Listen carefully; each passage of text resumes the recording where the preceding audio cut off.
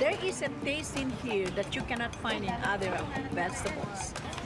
And the more you eat, the more it's become tasty and you keep on, asking for it. What this farmer in Hawaii is talking about is not a vegetable, it's a tree. And while Vicky Domingo says it has an unusual flavor, there's more to this tree than meets the taste buds. You keep on eating and eating and you can feel your body is more energetic, more healthy, and you can see the difference. You're not dropping, you keep on, just so active. You have to remove one by one like this. Domingo says she has grown this tree on her farm for more than 25 years. She harvests moringa twice a week all year round.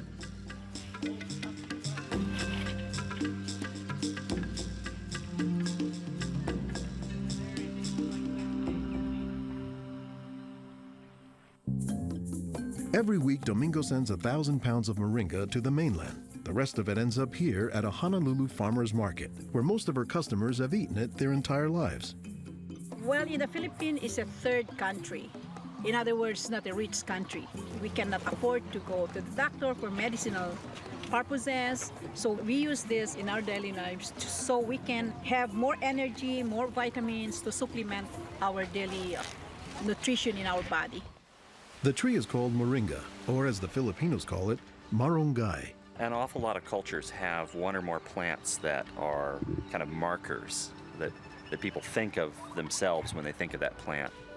Dr. Will McClatchy is an ethnobotanist at the University of Hawaii. He studies the ways that humans interact with plants.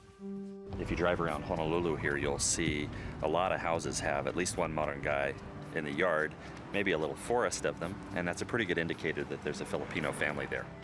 Jokingly, we say it our Filipino banner, which is our Filipino flag. Once you see this, that means, oh, Filipino stays there.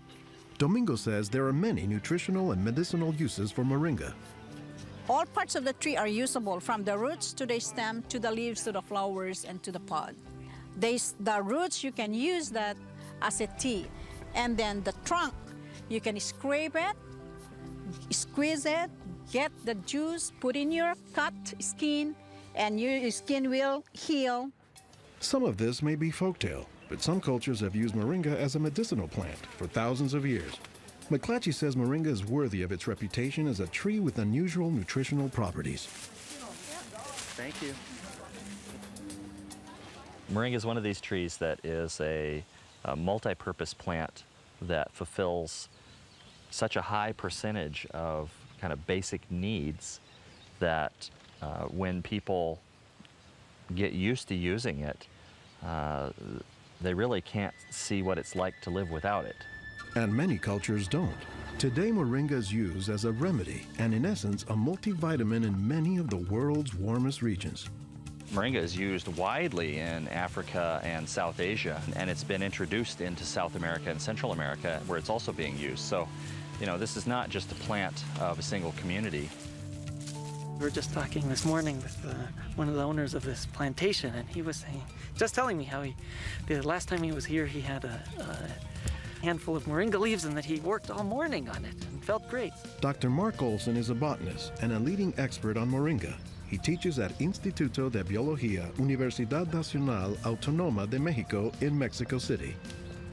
Here, he is visiting a new moringa farm about 2 hours outside the city limits. So they've just planted these here, and soon they'll be nice and big. Olson says that while moringa can grow in places like Mexico or Hawaii, the tree is native to arid subtropical regions, places like Africa and southern India, hot places where moringa has proven its persistence. And this is a plant that really does do extraordinarily well in some of the most difficult areas, in areas that are very hot, areas that are very dry, areas where other things are very difficult to cultivate. Look at the little tuber there. This is one of the reasons it survives so well in dry areas. Also, they're storing lots of water in the wood. So that's one of the reasons this is such a remarkable tree. They don't have particularly deep roots. That's sort of a myth about moringas, that they survive because they have deep roots. No, they're storing water in their roots in their trunk. But moringa, says Olson, does a lot more than just survive, despite the tree's sometimes scraggly appearance. I don't think they're actually the most attractive tree. They're more a tree that you look at and you sort of love the way you love a scruffy friend or a scruffy dog. Because the branches sort of splay here and there, and they get burdened down with huge quantities of fruits on them. And that's actually what makes the tree so remarkable, is that it's such a generous tree. And that's because people have found multiple uses for so much of the tree, including its seeds. They're full of oil. You press the seeds, and then this wonderful aromatic oil comes oozing out, which you can use for cooking, you can use for cosmetics or lubrication or whatever. And the cake, the press cake, the stuff that's left over after pressing the seed, that is what's used for water purification. Water purification, Olson says, is especially useful in developing countries where clean water is hard to come by. But the benefits don't stop there. Some of the things I think are most exciting about Moringa is, for example, the high vitamin content. There's a lot of vitamin A in the leaves. And worldwide, that's a problem. A lot of people have problems in development of their eyes because they don't have enough vitamin A. Moringa's vitamin A content, and its content of vitamins in general, has caught the attention of scientists around the world. So I started to read about Moringa, and I was absolutely amazed about the richness in nutrients, in many antioxidant compounds, in vitamins. Dr. Monica Marcoux is a pharmacologist who has studied many plants. She has done extensive research on Moringa and says it has significant nutritional potency. This subject is one of the topics of her recently published book, Miracle Tree. To me, it was just a natural pathway from my scientific background and my love for trees to writing this exciting book on one of the most exciting and extraordinary trees of our world. Marcoux spends much of her time looking at trees and plants, both as a pharmacologist and as an artist. While Marcoux, the nature photographer, is grabbing shots of plants, Marcoux, the pharmacologist, says she has a bigger concern. We are having an epidemic of cancer and cardiovascular diseases and many other chronic diseases. It's because we basically do not eat what we are supposed to eat. Most of the plants are famous for a particular type of nutrient, like for instance, the orange or the lemon is famous for a high content of vitamin C.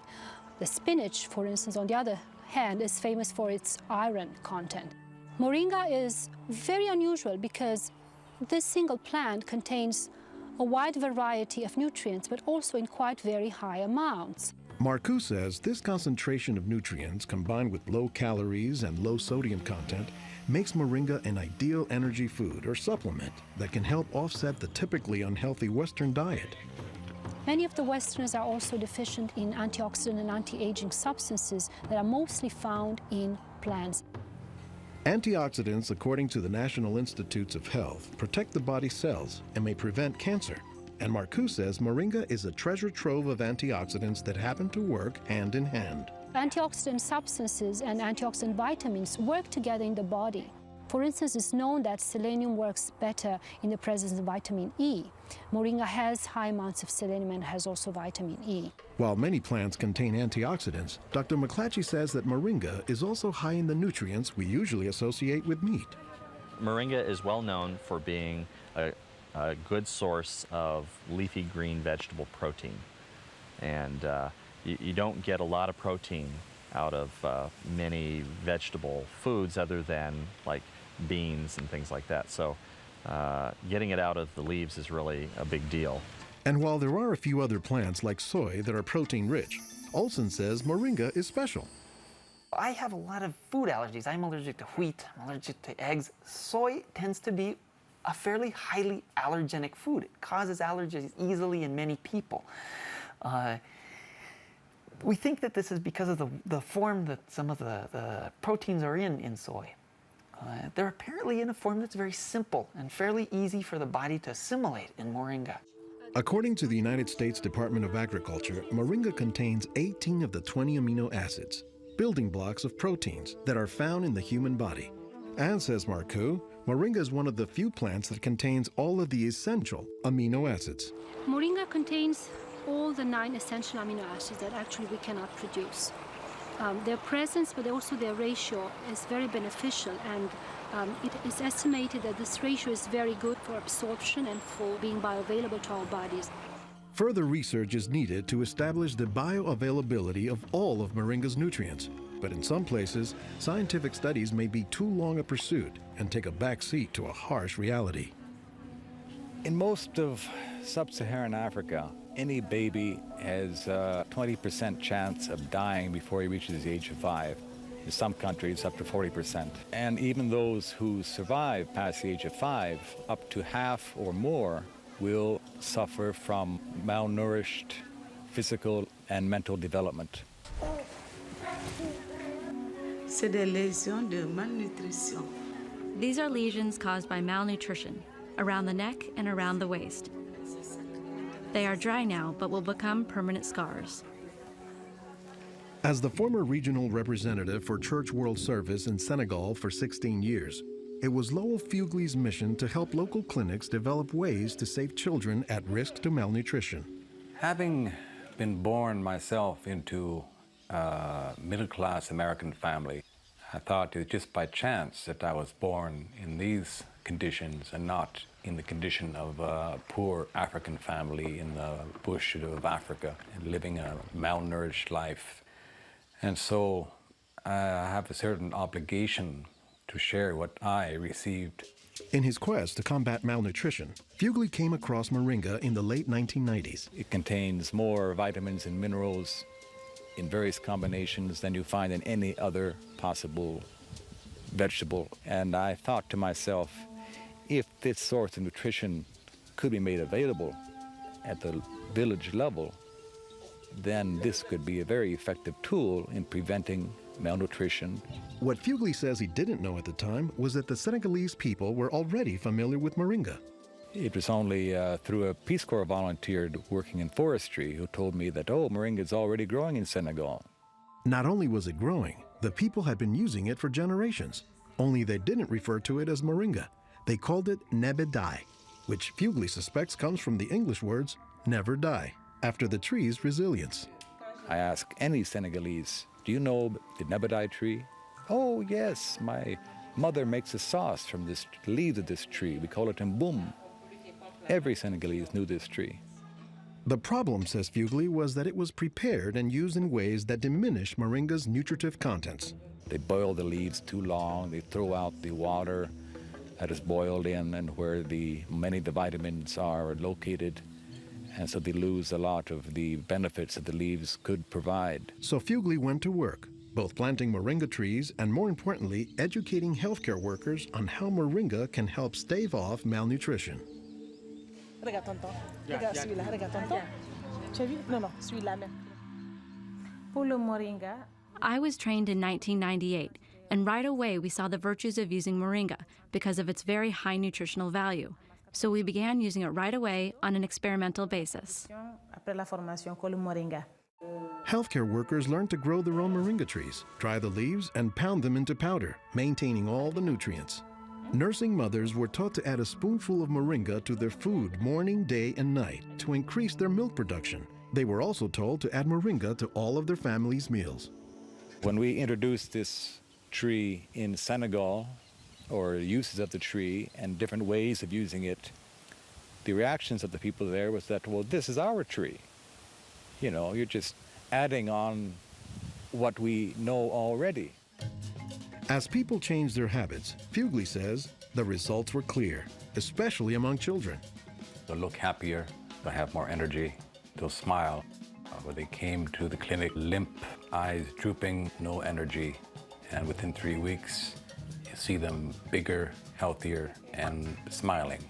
La récupération avec le moringa a été beaucoup plus rapide. We observed that it was much, much more effective than the classic system we had been using, which was based on imported and costly products, such as milk powder, sugar, and vegetable oil. With moringa, people can go into town and find it themselves. Et on l'a, même des fois sans un sou. Moringa is still being used, it's still being promoted, it's still being very valued, even without our input from the outside. Moringa, it doesn't die, it can continue on its own. So you have to eat the moringa on a daily basis. And all their grandkids are eating it every now and then, even my own children, and they are already professionals, and yet they come home and eat it. And while moringa is mostly considered an ethnic food, the trend, says McClatchy, is that more nutritious plants, like moringa, are finding their way into the mainstream. Our diets are pretty bad, although they are improving. But one of the reasons they're improving is because we're starting to adopt more and more of these kinds of plants. I've been in villages where the only trees that survive and grow well are Moringa oleifera, which is really amazing when you consider how many useful things the tree provides. Moringa it comes very close to being a perfect source of nutrients in terms of variety and concentration. So that is, I think, very unique about this moringa tree.